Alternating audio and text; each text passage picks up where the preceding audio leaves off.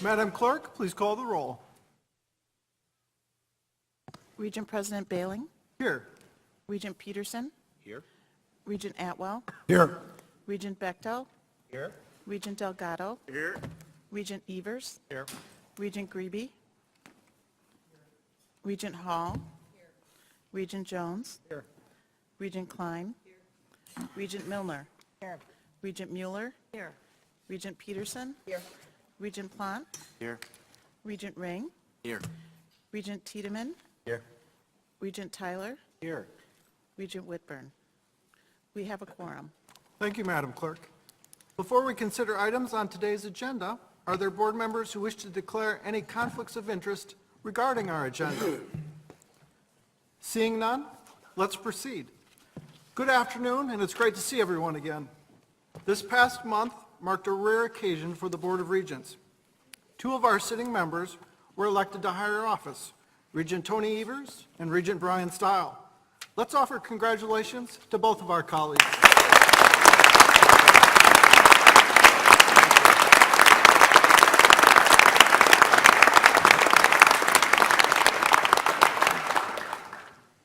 Regent Stile could not be here today, but we will honor him at a future meeting. Regent and Governor-elect Tony Evers is here. He'd like to say a few words, and Governor, the floor is yours. Thank you very much, President Bailing, and welcome to the new Regents. It's a fun job. You'll enjoy it.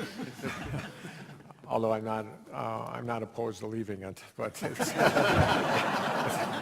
it's going to be a fun job. Very important work, and thank you all for being colleagues over the last 9.5 years. I've been on the Board of Regents, and thank you for your work for the people of the state of Wisconsin.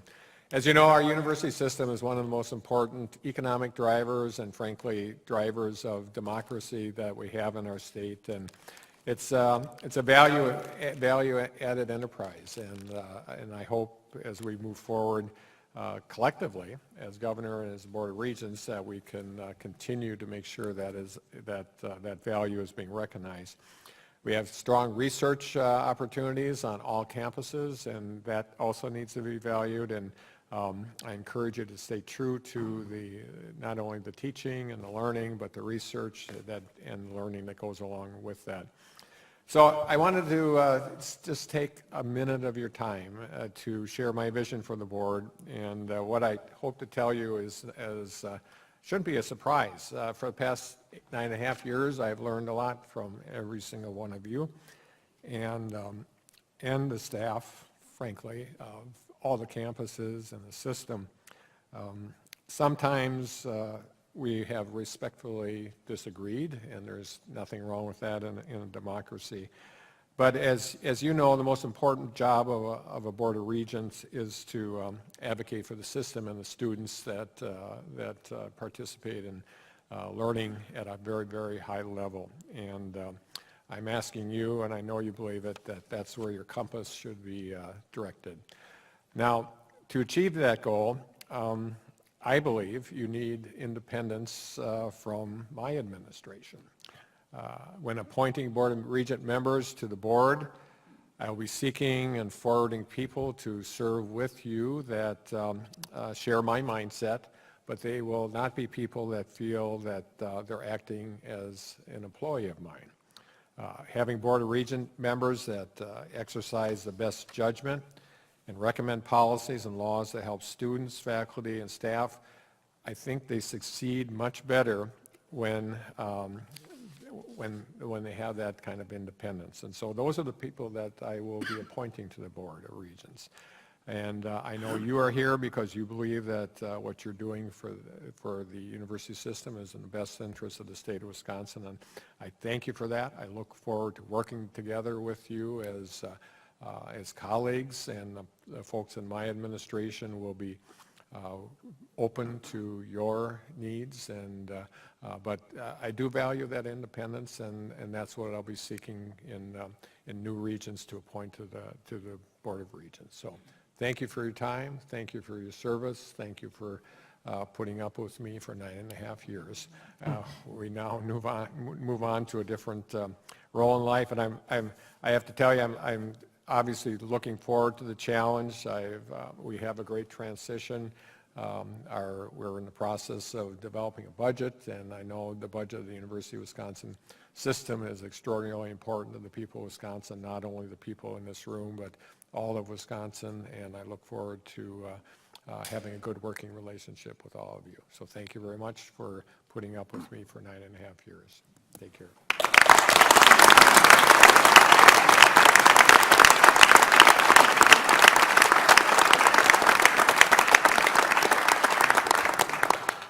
Thank you, Governor. I'd also like to take a moment to thank Chancellor Gow and his team. Always great to be back on the La Crosse campus, and thanks for having us, Chancellor.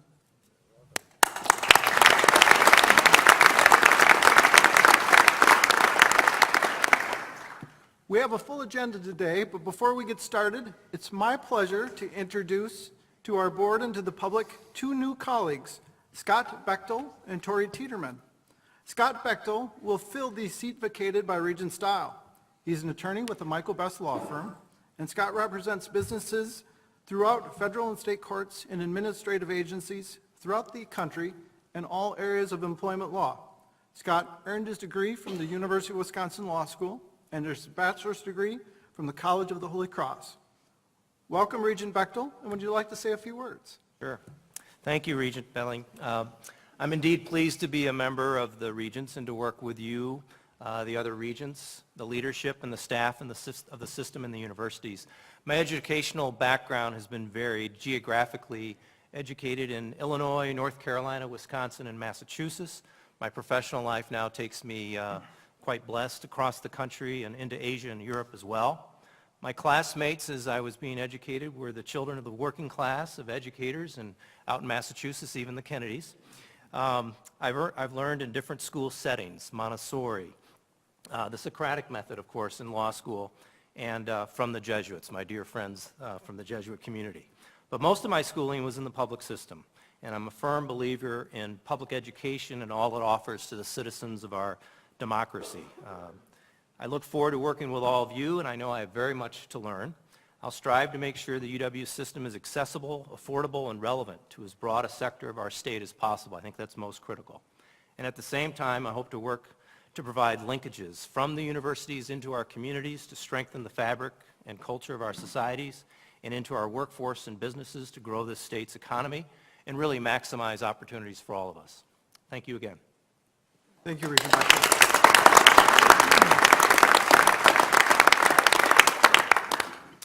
Tori Tiedemann is our new non-traditional student regent. A native of Rochester, Minnesota, Tori is a third-year student at UW-Madison, double majoring in economics and political science.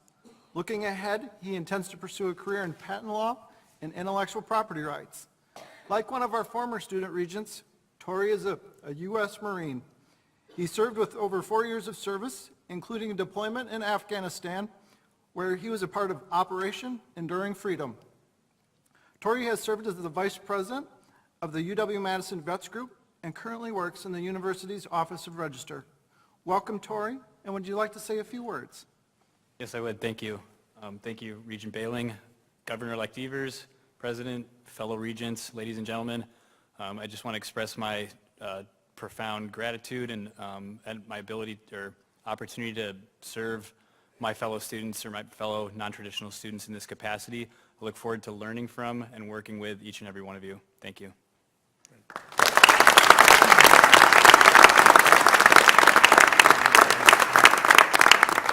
Thank you, Regent Tiedemann.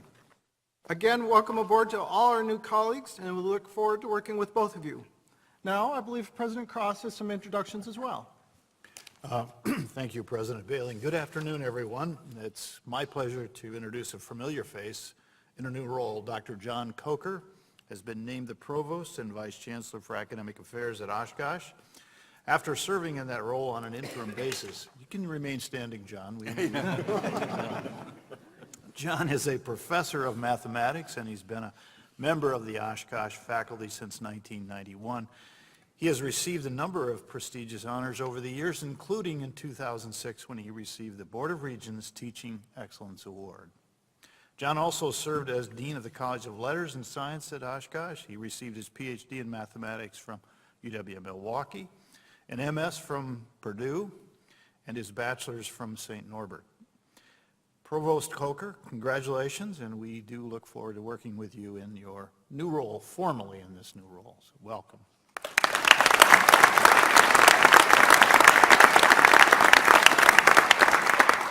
I am also pleased to introduce John Haven III. John, there he is, standing up back there. John joined UW-Eau Claire earlier this fall as Vice Chancellor of Finance and Administration.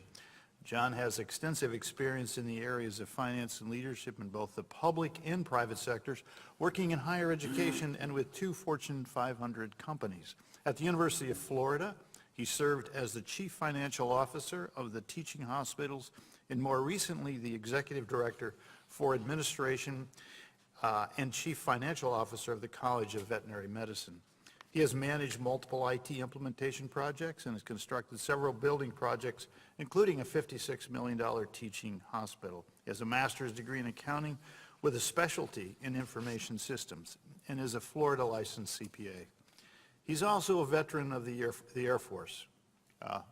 Tori as a Marine, and I'm a former Army guy. I'm sorry about that, John, too bad. Welcome aboard, Vice Chancellor Haven. Thank you.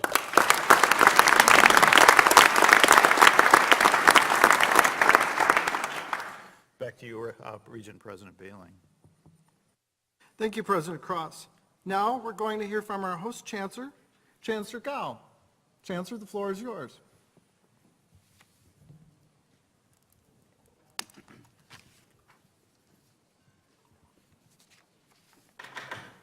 I'm very humbled to be the person who has the privilege of welcoming you all to our campus, and it's a rather historic occasion having the governor-elect here, a member of the Board of Regents. I've had colleagues from all around the country call me up and say, wow, that is really exciting that you have somebody that knows your system that well. And we don't expect miracles, but we know you'll do your best. And it's really a thrill for me personally to welcome our governor-elect. And the first thing he did when he got here was sit down and have lunch with students. And I said, I'm not at all surprised. So that's a great thing. Thank you. And I also should say, these meetings are planned well in advance. And I think we set this up maybe 2-3 years ago. And I was talking to one of our Regent liaisons, Jose Delgado, and he said, gee, when is that meeting? December in La Crosse. I don't know. And I said I'd do my best. So there's no precipitation, but I got to apologize. It's going to be a little cold. That's okay. So we'll do all right. The last time we had the Regents on campus was about 5 years ago, and prior to that it was another 5. So it really is a great tradition for us. And this is a brand new building that you're in, and we thank the Regents for making things like this happen for us. It's very exciting, and hope that you're finding it as outstanding as we do. And I always say it's nice to have a facility that is as excellent as our people are, and I hope you're getting a chance to meet all the great people that make things happen on the campus. So welcome. And want to extend a special welcome. We get great support not only from the Board of Regents and our legislators, of course our local legislators, and delighted to have with us from the State Assembly Representative Jill Billings, who does so much for this university. Thank you for all that you do.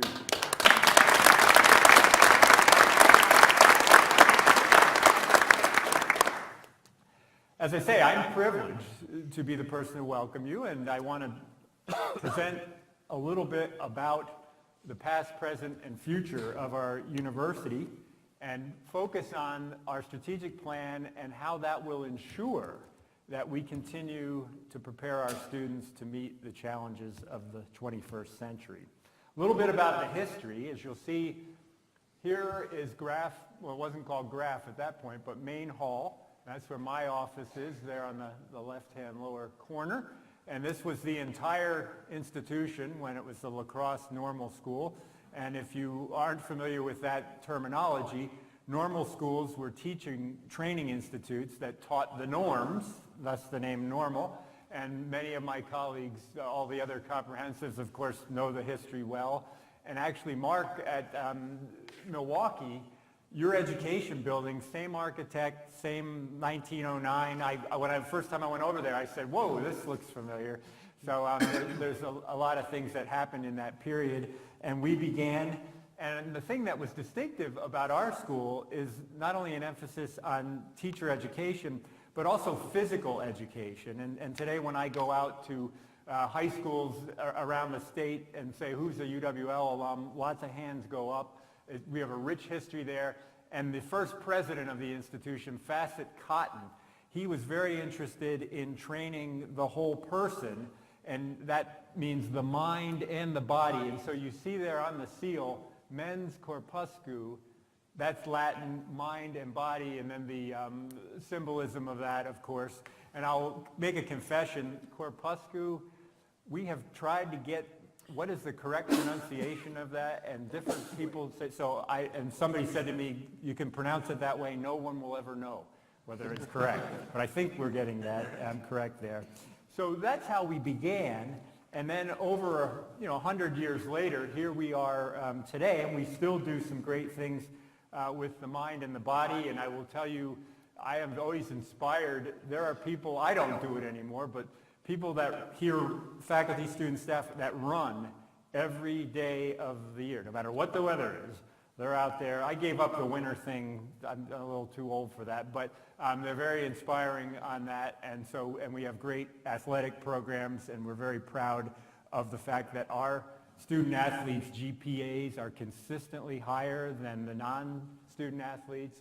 And my WIAC colleagues will tell you that you see the UWL winning the top GPA quite frequently in the conference. So we're very proud of that.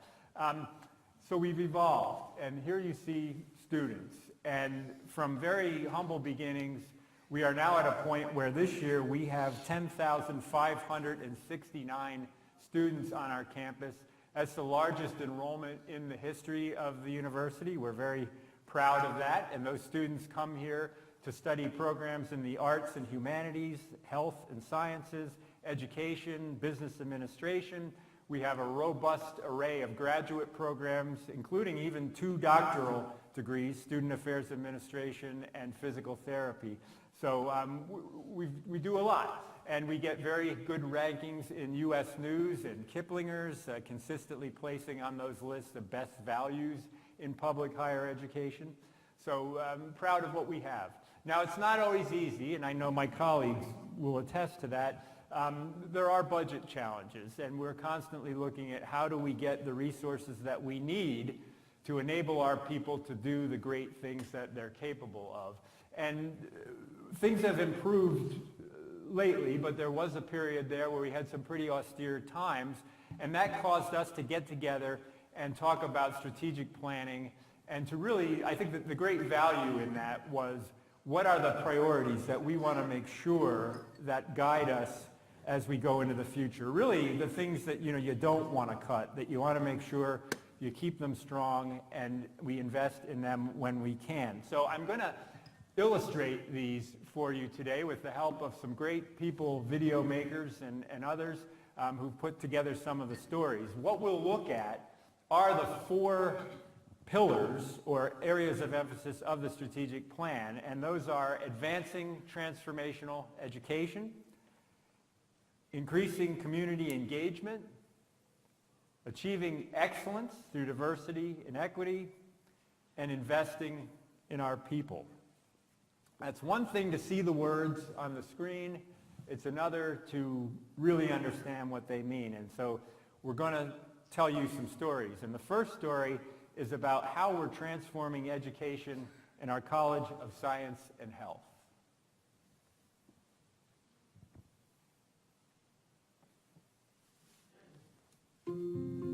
On October 24, 1966, Wisconsin State University at La Crosse opened a brand new Hall of Science.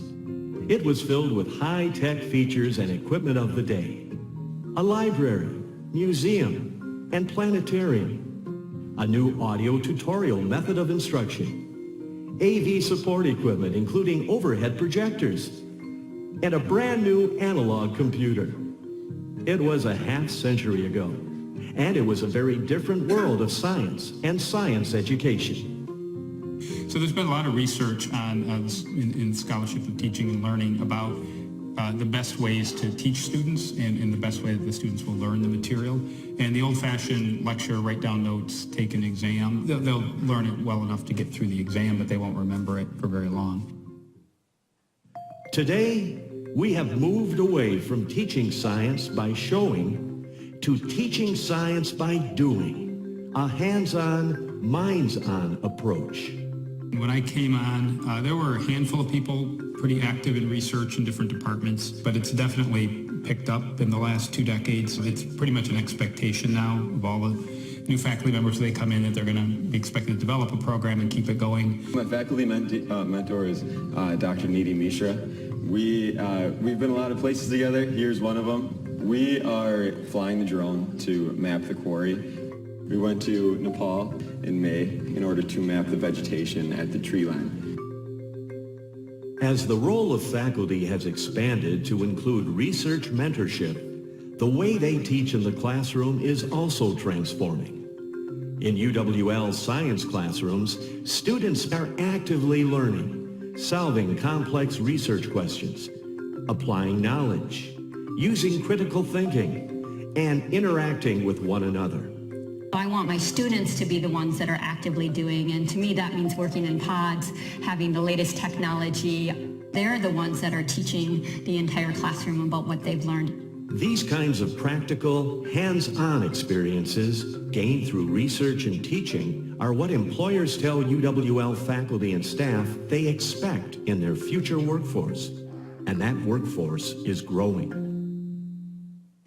UWL offers programs in areas that are projected to experience up to 37% increase during the next 8 years. UWL student enrollment has expanded to accommodate this growth.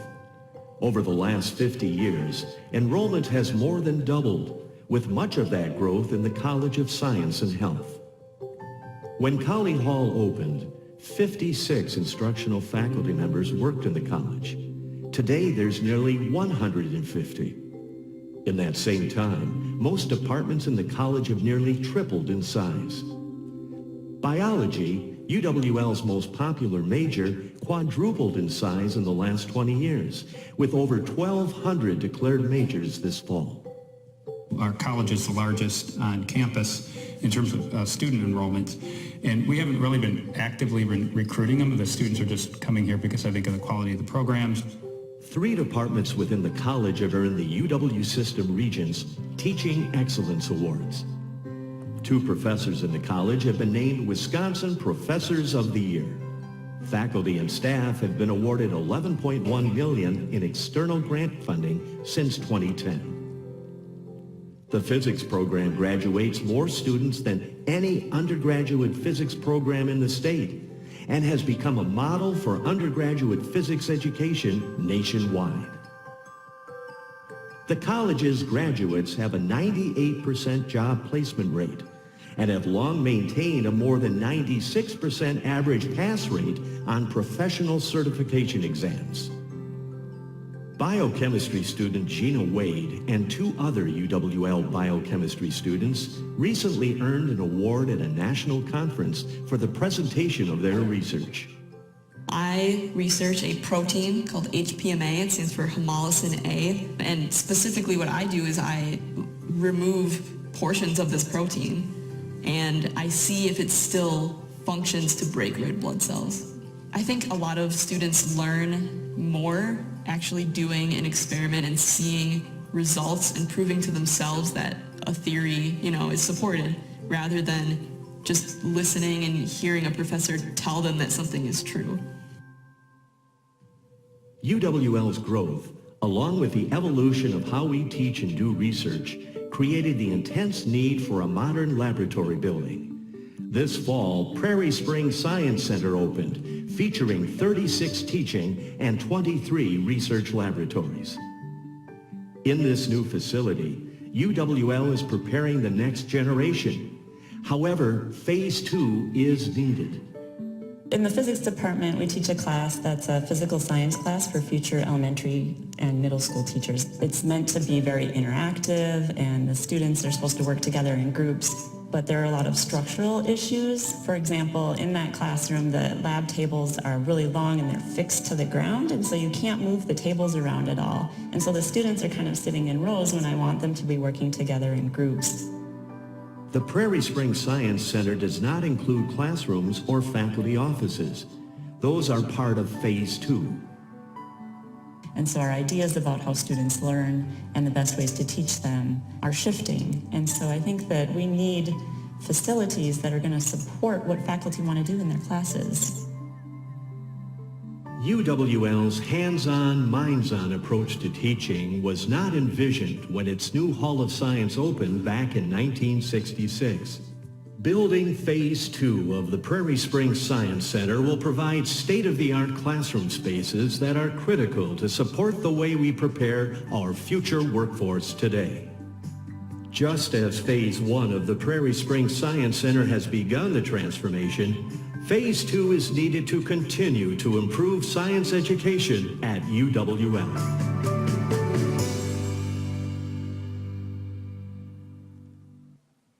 So I think you can see why we're so excited about that new facility, and we're very grateful for the support from the Regents and the state that made that happen. And we are thrilled to see Phase 2 as one of the top priorities in the budget request that you have just approved. So we are hoping for the best on that, and vitally important to the future of the university. As you saw in the video, a big part of what goes on in the Prairie Springs Science Center is collaborative faculty, student, staff research. That really is the hallmark, and we're known for that nationally here at the university. And a great example of that work is the work being done by Professor Rob McGaff in chemistry and biochemistry. And those of you on the READY committee may be familiar with Professor McGaff. He's presented several times, and we're very grateful for the support that he gets from WISIS. And I don't know whether Arjun Sanja is here today. Well, we'll let him know that we did a shout out to WISIS. Professor McGaff has received over $183,000 over the years in support from WISIS. He's also a participant in WARF, the Wisconsin Alumni Research Foundation, in their accelerator program. So there too, we're very excited about those connections. And I just saw, walking into the room, so I want to be consistent, another great legislator, and an alum too, and the Senate Minority Leader, Senator Jennifer Schilling, right there. Thank you for all that you do. Glad to have you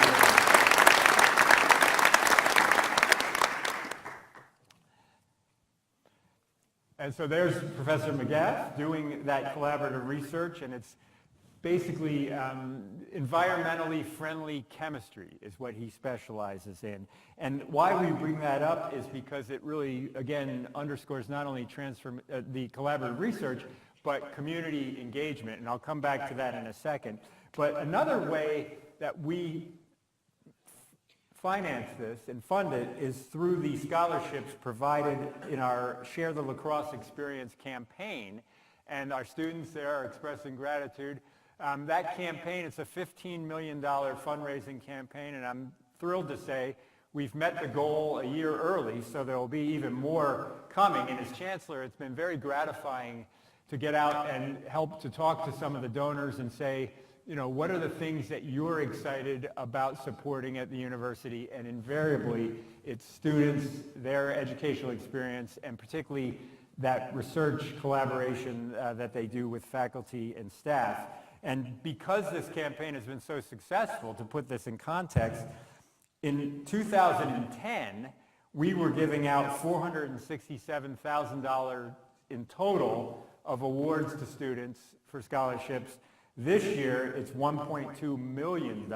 So that has been increased dramatically, and we're so grateful to our fantastic university advancement folks who lead the way on that. And another exciting part of that campaign, we brought in the biggest gift in the history of UW-La Crosse, a $2 million gift from Prairie Springs, the Paul Fleckenstein Trust, and that gift will go a long way toward funding the great research and learning that happens in the new building, and that's why we call it the Prairie Springs Science Center. And we're delighted to have here today with us someone very close to that trust and a relative of Paul before Paul passed away, and a great alum of UW-La Crosse, Jay Scott. So Jay, thank you very much for your generosity and inspiration.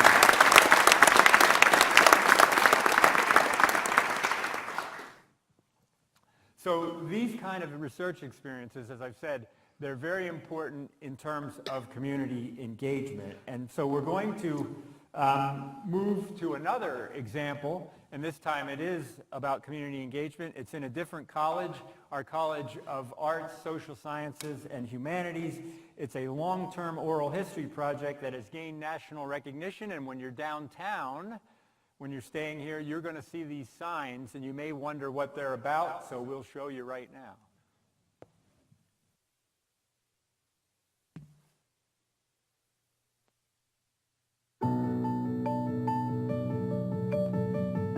We're recording a history.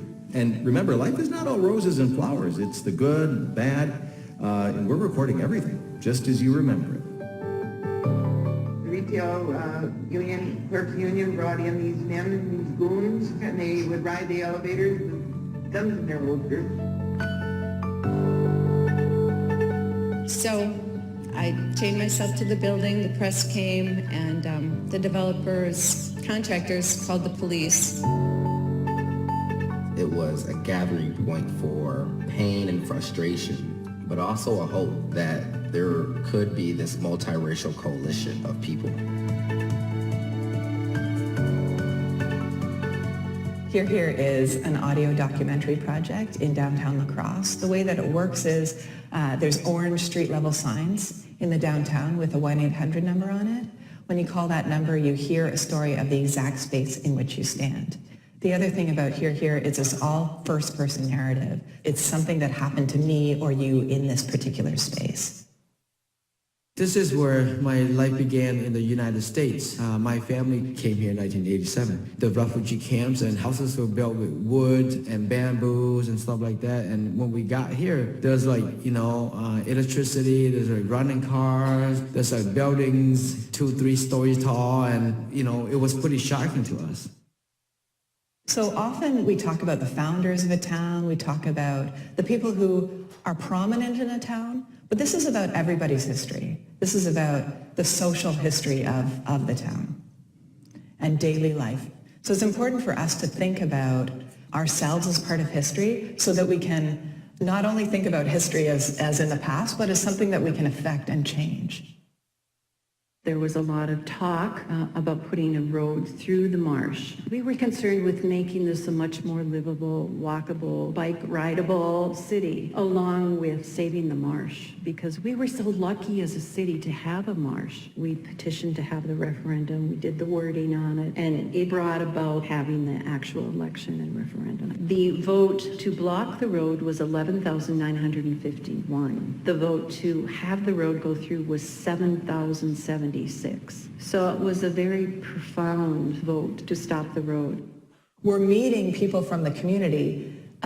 They're literally coming into our classroom and we're asking them questions and we're interacting with them. And we're reading the theory of race, of white privilege, and why historically have people come to a place of being historically underrepresented. What are the circumstances of the Hmong, the Ho-Chunk, African Americans? What has been the structure that has created the marginalization of these peoples? At the time, the late 90s, the Chamber of Commerce in La Crosse proposed $50,000 into a paint job on the Colossus, something that reinforces stereotypes about Native Americans. So that was my interest, that here it is in my hometown where I'm raising children that look like me. They're brown-skinned, they're dark-haired. We don't get mistaken for anything but Native American. And here's something in our hometown reinforcing harmful thinking about us. So I was compelled to do something. When you tell stories, you're telling them for a purpose. Those stories can create movement, they can create change. And so projects like this have these legs that are like, you're going into the community, you're working with people within your college and within your university. You can think very creatively about the way that you, teach the class and will partner with other people teaching similar classes. So I've partnered with Kate Hawkes in the art department, who's a photography professor.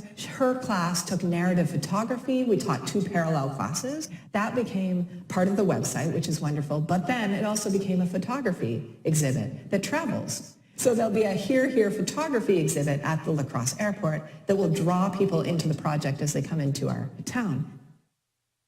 I was born on French Island in La Crosse, stayed there until the airport was started by my dad, was sold to La Crosse County. My recollection of the planes coming in and out was kind of exciting as a young kid. And at night when the planes would come in, my mother, she would go out and flip a switch and turn on the lights, and the lights for the airport's landing strip were canning jars with light bulbs in them. So there's these ways that you interact with other people at the university as well as extend out into the community, which is so interesting. So students are getting real world experience in these sorts of classes. It's crazy for them to be doing the sort of work that they're doing, right? They are creating something that has become a national award-winning project. While they're also writing term papers and exams and all the things that they do, they're creating this thing that will affect and change the community. It represents basically the people of La Crosse. You got to find out where your role in this community, what you're going to do here. It's really important for me to stand with other oppressed people and show them that we're offering the same support that they offer us. I really like this area, and it could very well have been the kindness of that one guy.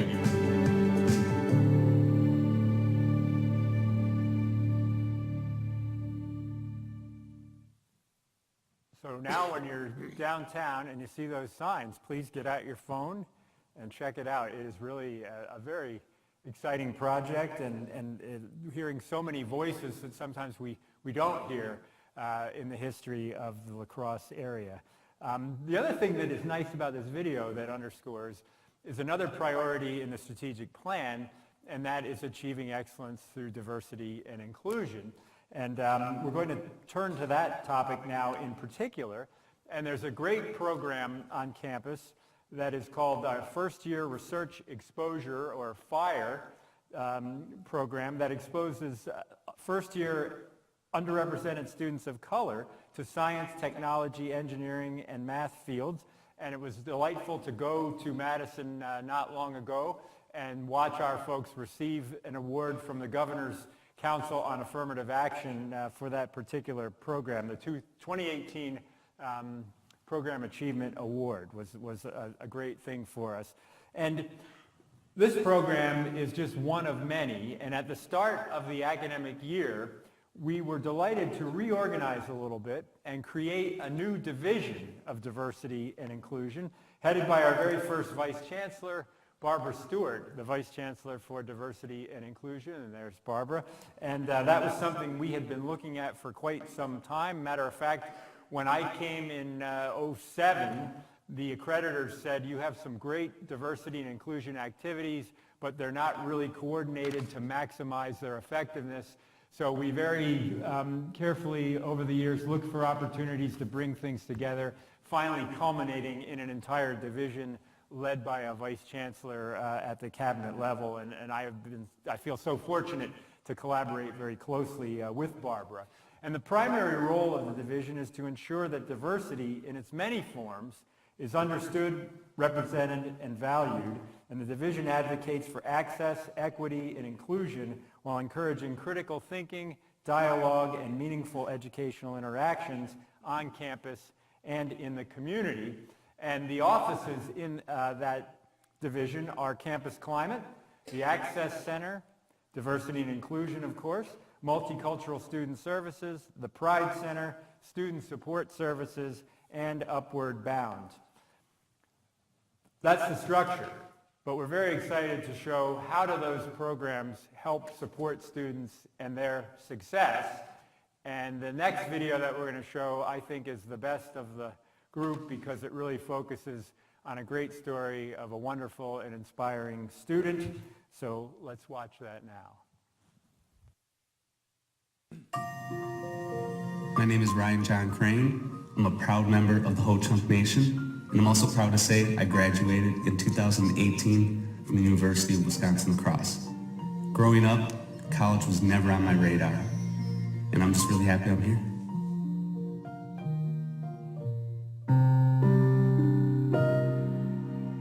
I don't remember much about living with my dad. He went to prison when I was 5. My mom struggled with alcohol abuse, and we kind of were in this almost routine where something would happen with my mom, her alcohol abuse would come back, one of us would get in trouble, and we'd all be sent away. At 11, I ran away. I knew there was one place I could go, and that's my brother Chris. He was 17, he was my father figure. He was my friend. He taught me everything I know about my work ethic. He would go to these jobs no matter what they paid him, and he would do the work, and he would do the best he could do. And I wanted to do the same. I wanted to be just like him. I wanted to work hard. I wanted people to respect me because of the work I did.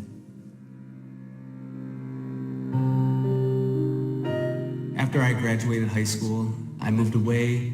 I found a house, I got a job, and I was just living my life. Well, my mom was diagnosed with pancreas cancer, and I wanted to take care of her. So I learned how to change her bag, give her pills, give her shots, just get the basic training of a nurse. So when they released her, she could live with me.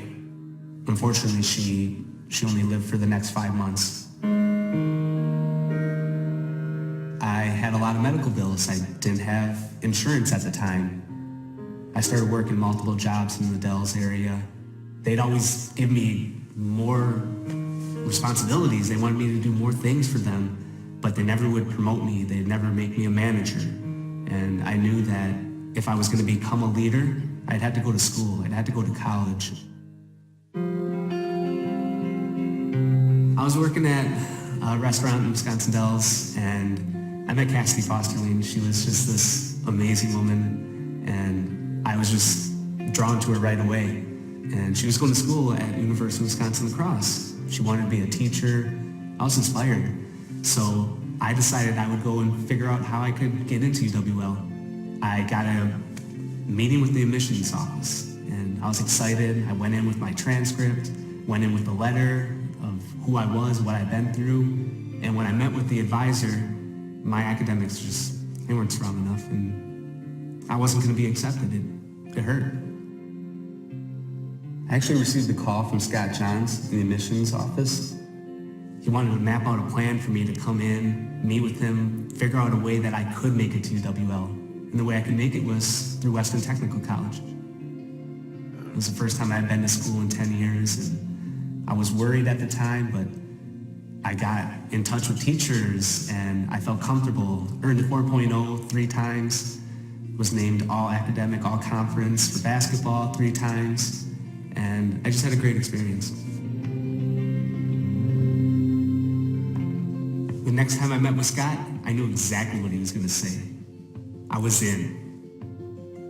That first semester, I was overwhelmed, being that I was pretty much done with all my generals. I was really now focused on business management, and some of these courses were very challenging for me.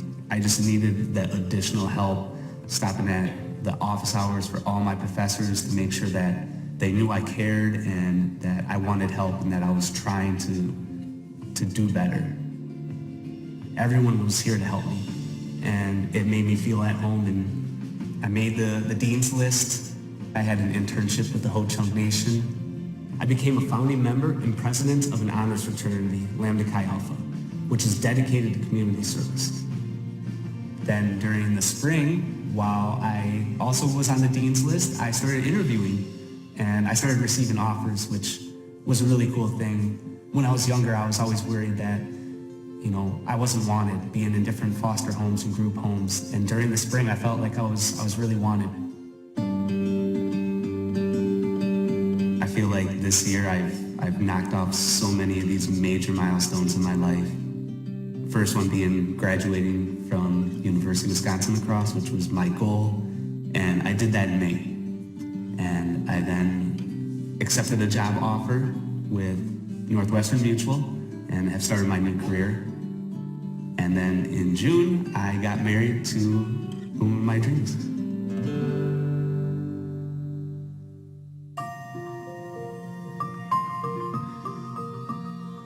Well, recently I've been asked to speak at a couple of different public schools.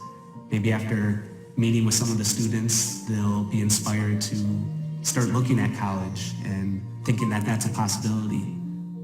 I think that's why I want to do some of this. Like, I have people that believe in me, and my mom, she was the first one. When she wasn't drinking, she was just this beautiful woman who cared about everyone. She'd probably say I made her proud, that I chased my dreams, that I knew I could be a great person, and she knew it. And she'd be right.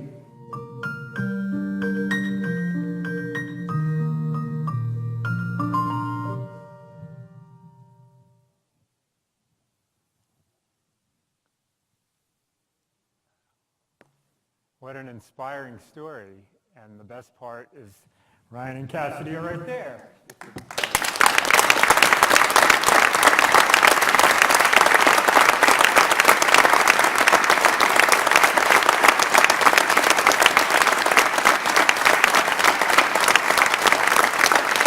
What it's all about.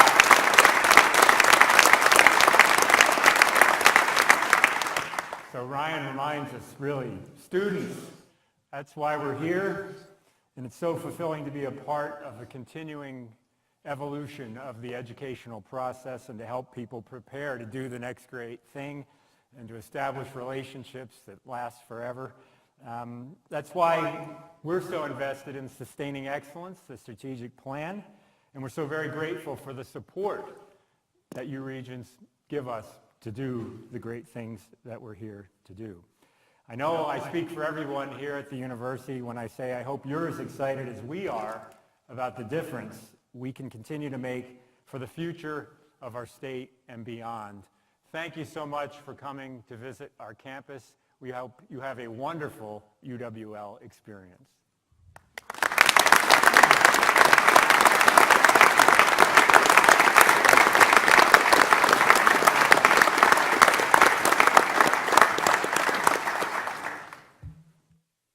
Thank you so much, Chancellor. Now let's turn to item number 5 on our agenda, the 2019-21 pay plan request. As part of introducing this pay plan proposal, I think it makes sense, as part of looking forward, to also look a little bit at our recent past. As many of you will recall, when the board took up tenure, one of the driving issues for reforming tenure was to create a better budget scenario for the UW system. At that time in our history, whether real or perceived, the UW system was suffering an accountability issue. In fact, when I led the task force that presented to this very board about the reasons for tenure change, I said that twice. Whether real or perceived, we suffered a phantom of accountability issue. Like it or not, our fiscal fate was tied to that accountability issue until we changed back our policies and won back trust from our legislative stakeholders. Under Regent President Milner's leadership, the board changed the system's tenure policies, and under Regent Vice President Peterson's leadership, we changed our hiring policies for chancellors. With these changes in the rearview mirror, President Crosse and I are now very comfortable asking the board to approve a significant pay increase. It is significant. It's the largest pay increase that former President Milner and I have seen during our 7 years on the board. I believe that this pay increase, however, if approved by this board, is a substantial step towards putting our chancellors in a position to keep their most talented and their brightest employees to stay at the UW. I also believe it increases our chancellor's ability to recruit the best and the brightest into Wisconsin. With this in mind, it's an honor and a pleasure to have President Crosse introduce our pay plan. President Crosse. Thank you, Regent President Bailing. We are asking Governor-elect Evers and the legislature for a 3+3 pay plan. That is, both UW-Madison, which has a separate HR system, and the remaining UW system institutions are seeking a 3% base pay increase in July of 2019 and an additional 3% increase in July of 2020. For all UW employees covered by the plan, that is faculty, academic staff, university staff, and limited employees. This 3% request is the same for the UW system and the UW-Madison on behalf of our respective human resource systems. Further, as I've repeatedly stated, our 3+3 pay plan must be fully funded from the state's compensation reserve, just as it is for other state agencies. That's our ask. Now let's turn to why. First, market reality. The gap between our UW employees' compensation and that of their peers has widened in recent years. That gap will continue to grow unless the state takes action to fund our request. Faculty salaries at UW system institutions are now more than 12% below the national average. When adjusted for cost of living, the gap jumps to about 15%. We recognize that such a sizable gap cannot be closed in one budget cycle. It wasn't created in one. But certainly, the state must at least begin to mitigate the size of the gap. Or Wisconsin will pay the price in lost talent and sliding reputation. A second factor is market competition. Wisconsin's unemployment rate currently sits at about 2.9%, which is a very good thing, to be sure. And demographic trends point to a shrinking workforce. We recognize these sustained and historically low unemployment levels generate greater competition for available talent in all positions.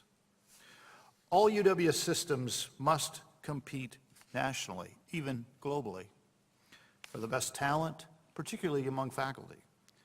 When the compensation we provide lags behind what others are doing, we know that our employees are more likely to scout the competition for a better situation or be open to discussion when another institution tries to recruit them. Again, our proposed 3+3 pay plan should help put us in a stronger position to compete. A third factor is market correction. I corrected. That was supposed to be funny. In addition to growing inflationary pressures, our employees in recent years have been asked to make larger contributions toward their benefits.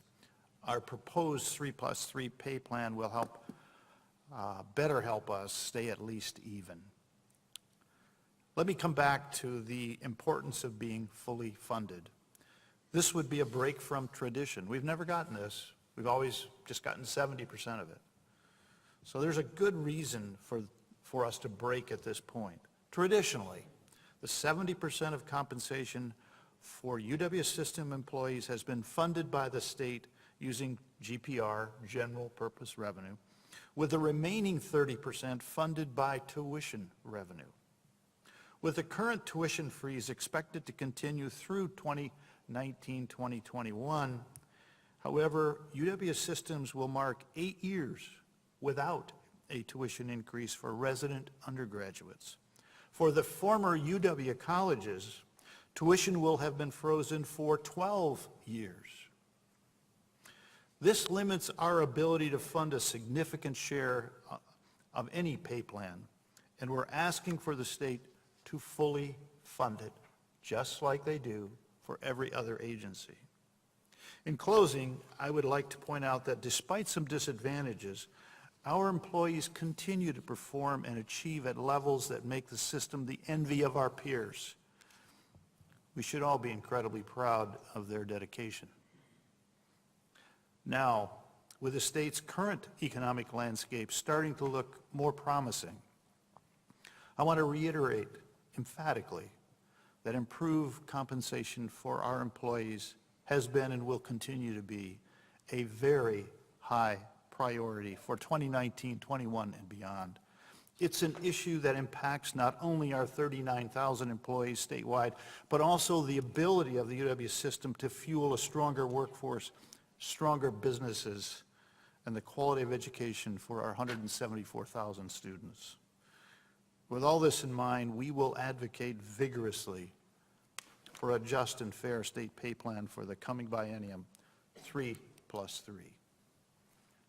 Thank you. President Bailey? Thank you, President Cross. In order to begin our discussion, could I have a motion to adopt Resolution 5? So moved. Second. Moved and seconded. Regents, questions or comments? Discussion. Who'd like to go first? Regent Atwell. You look at me like I'm never at a loss for words. No comment. I'm supportive of the pay plan. The one question I have is kind of a theme that I would like us to stay focused on, which is what can we do to change the discussion about tuition and the tuition freeze, which I think whatever policy objectives it served, it's not a very effective means of maximizing revenue and preserving access. There's other ways to preserve access. So what can we do as Regents and as a system to perhaps shed greater light on that policy? President Cross? Earlier this year, you approved a request for a budget that included an increase in the WEG grant, the Wisconsin Higher Ed grant. So it's really important that affordability, if we do increase tuition, and I think that has to happen in the near future, when, we don't know, that we also increase financial aid for the most needy. And you've approved that, and I would argue that we should continue to increase that so the students most in need are the ones that get considerable help. I think that's one aspect. Secondly, I think an understanding of how our tuition stacks up with competitors around the country and in our state. This is an incredible buy for an outstanding education. And we often don't understand that an investment like this yields enormously in terms of return on that benefit, far more than the economic return. We often brag about it returning $1 million more for someone who has a bachelor's degree than someone who doesn't in a lifetime. That's only looking at the economic side of this. There are incredible benefits beyond that that are intrinsic and also advantages to a democratic society as well as to a community that we often don't even look at. I think there is a third way you can help. So the second way is to help us communicate the advantages. I think there's a third way you can help. You can continuously challenge us. What are you doing on the expense side? How are you dealing with your expenses? Those have been scrutinized diligently over the years, and that's important. And that scrutiny needs to continue. But as a board, you have financial oversight and responsibility. So maintaining and doing the best we can to achieve the highest quality at the best price is something that is our responsibility and yours, in a sense, as overseers of this organization. So those are 3 suggestions. Thank you, President Cross. Regent Milner. I would add two more. There are programs such as the Madison Promise that addresses this. In other words, for students who can't afford the tuition, this is an opportunity for them to go to our flagship university. Another example, when you talk about expenses, is what we heard about when we were in the audit committee, and that is shared services, which is an opportunity for us to minimize expenses at the campus by sharing the services and using best practices for across the system. That's one of the reasons that we are a system, is that we can do such things. So and a third thing that we have to explain to the public at large is that we have the CPI is no longer at a zero. We're facing not only the issue of no tuition and increased needs for salaries, but we're also facing a CPI which through no fault of our own increases our expenses.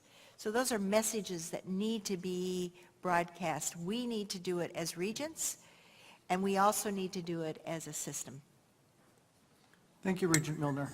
Regent Mueller. Thank you, Mr. Chair. Mr. President, this pay plan request will be competing with many others. What is the fiscal effect of the request over the next biennium? President Cross? Was that projected up there? I thought maybe a bit of it. I think it's 123.6 million. It's fully funded. Is it up there? Yeah, 123. 23.4, okay. And 36.1 million of that would be the 30% portion that we would have to pay normally from tuition. That's over the biennium. And I believe Sean has a breakdown on a year-by-year estimate. Thank you. Thank you, Regent Mueller. Regent Klein. I want to thank Regent leadership and President Cross for bringing this forward. I'm one of the people here who think national rankings matter, and I think professor salaries matter. I think accessibility and affordability are important to our students, but also having the very best education we can provide.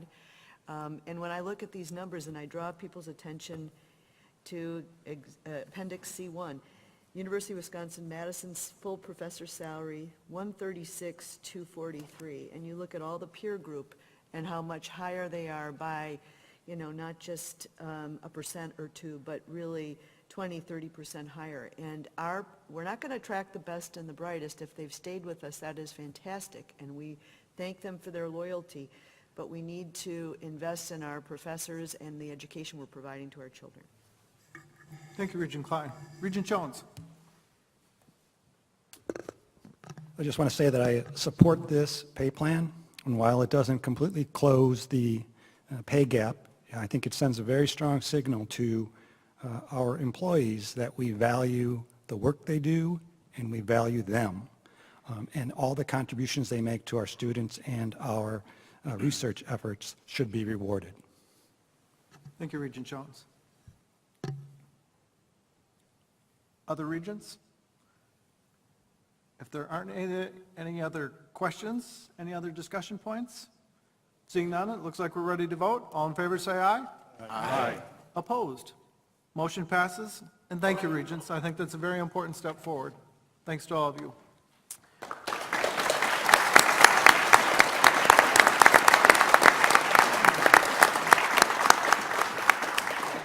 We'll move to item number 6 on our agenda, closed session. I'd ask all board members stay in place while we complete the roll. And now the always eloquent Vice President Peterson will read the motion to go into closed session. I move that the Board of Regents move into closed session to A, consider 2 UW-Madison honorary degree nominations as permitted by Section 19851F Wisconsin Stats. B, to consider a UW-River Falls honorary degree nomination as permitted by Section 19851F Wisconsin Stats. C, to consider a UW-Parkside honorary degree nomination as permitted by Section 19851F Wisconsin Stats. D, to discuss 2 UW-Milwaukee honorary degree nominations permitted by the same statute.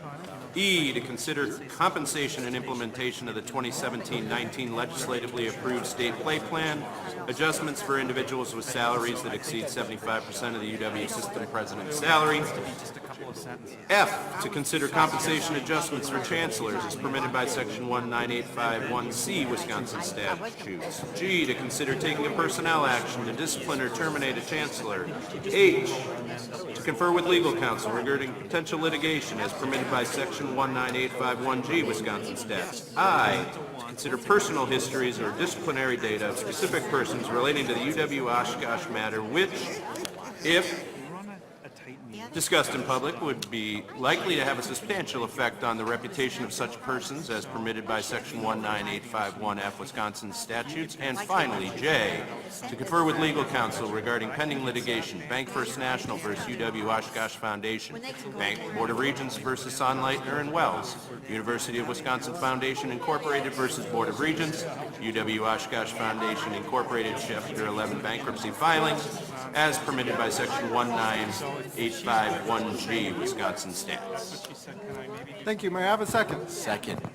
Motion and second. Roll call vote, please. Regent Bailey? Yes. Regent Peterson? Yes. Regent Atwell? Regent Atwell? Regent Atwell? Well, this is. Yes. Regent Bechtel? Yes. Regent Delgado? Yeah. Regent Evers? Regent Greavy? Yes. Regent Hall? Regent Jones? Regent Klein? Yes. Regent Milner? Yes. Regent Mueller? Yes. Regent Peterson? Yes. Regent Plant? Yes. Regent Ring? Ring? Yes. Regent Tiedemann? Yes. Regent Tyler? Yes. Regent Whitburn? Thank you, Madam Clerk. We are closed, and let's take a 5-minute recess.